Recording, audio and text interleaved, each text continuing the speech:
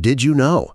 If you suddenly see a spider in your home and it begins to weave its web, it may not just be a random occurrence. According to many Islamic scholars, it could be a special sign from Allah, one of 5 important and hidden messages. Such signs can carry deep spiritual significance in a person's life. Assalamu alaikum, dear viewers. A spider, one of Allah's fascinating creations. This tiny creature holds within it a profound message and a powerful lesson tied to the life of our beloved Prophet Muhammad, peace be upon him. According to a hadith, if there's a spider web in your house, you should clean it, but do not kill the spider. Why? Because our Prophet Muhammad, peace be upon him, taught us to show kindness and mercy to all of Allah's creations. You may have noticed that spiders usually build their webs in corners of the house where people rarely go. This reminds us that in our own lives, we also have neglected corners, emotional, spiritual, and mental areas we've ignored for too long. Like the spider's web, these areas also need cleaning in our hearts, thoughts, and faith. Have you ever seen a delicate spider's web in the corner of an old, unused room? In a quiet place with no light or air, a web forms. But behind this fragile structure lies a story of faith and divine protection connected to a miraculous event from over 1,400 years ago, a moment that is forever etched in Islamic history. It involves our beloved Prophet Muhammad and a tiny spider whose role became legendary in the protection of Islam. Let us go back in time when the enemies of Islam were persecuting the Prophet harshly. The disbelievers of Mecca were brutally torturing him and his companions. One day, a few companions came to him and said, "O Messenger of Allah, we can no longer bear this suffering in Mecca. Please allow us to migrate." The Prophet, peace be upon him, allowed them to migrate to Medina, but he himself stayed behind. He knew that the message of truth still needed to be delivered in Mecca. He continued to preach Islam, calling people to the path of Allah. But the enemies grew more furious as they saw more and more people accepting his message. They then conspired to kill the Prophet before dawn. When this deadly plot reached the Prophet, he decided it was time to migrate. He planned it in secret with his close companion Abu Bakr, may Allah be pleased with him. One night the two of them quietly left Mecca, but the Quraysh were determined to find and kill him. They launched an aggressive manhunt. And then a miracle happened, with a spider at its center. As part of his plan, the Prophet told Ali, may Allah be pleased with him, to sleep in his bed, so the enemies would think he was still at home.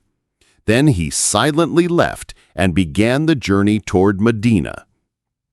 Abu Bakr was constantly guarding the Prophet from front, back, left, and right, ready to defend him from any danger.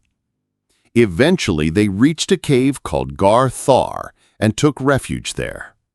The Quraysh were still hot in pursuit, searching every possible place, but Allah did not abandon his beloved messenger. As mentioned in Surah At-Tawbah, when the Prophet and his companion were in the cave, the Prophet said, "Do not worry, indeed, Allah is with us."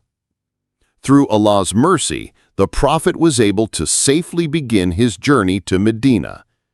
And it was right at the mouth of that cave that the miracle occurred, one that still strengthens our faith today.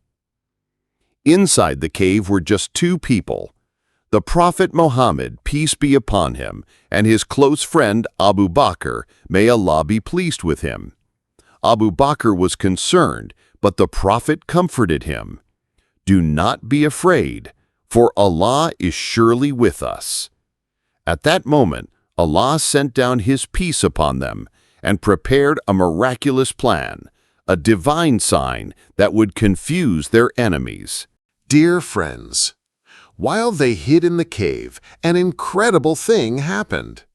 By Allah's command, 2 pigeons came and built a nest at the mouth of the cave.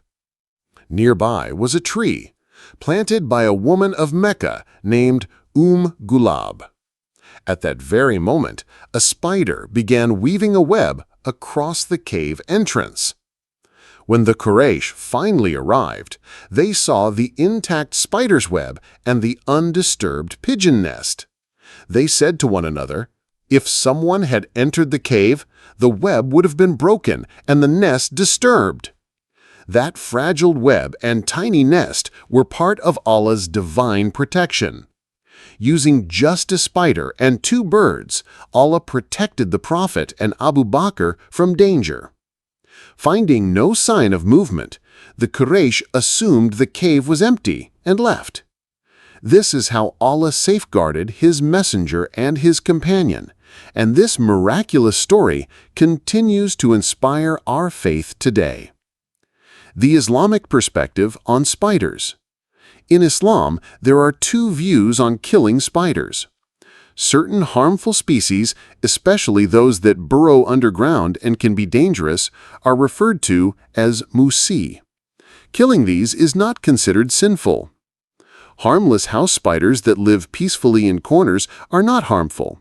The Prophet Muhammad, peace be upon him, advised not to kill them, though their webs can be cleaned. Ali, may Allah be pleased with him, said, "Spider webs in the corners of homes should be removed, as they symbolize stress, unrest, and mental pressure." A clean home brings both physical and spiritual peace. Some Islamic scholars believe spiderwebs in corners may signal financial hardship for the household, spiritual disturbance if found in prayer spaces, health issues if in the kitchen, marital conflict if in the bedroom. To avoid such problems, it is important to keep our homes clean. Cleanliness is essential not just physically, but also spiritually. The shocking life cycle of the spider. The spider's life cycle is both fascinating and brutal, especially during reproduction. Often, the female spider kills the male and drives him out of the nest. Later, when the spiderlings grow, they kill their own mother. This cycle repeats every year. As shocking as it sounds, this is backed by scientific research. Allah mentions the spider in Surah Ankabut, using it as a powerful metaphor. Those who take protectors other than Allah are like the spider. It builds a home, but the weakest of homes is the spider's web. The deep lesson.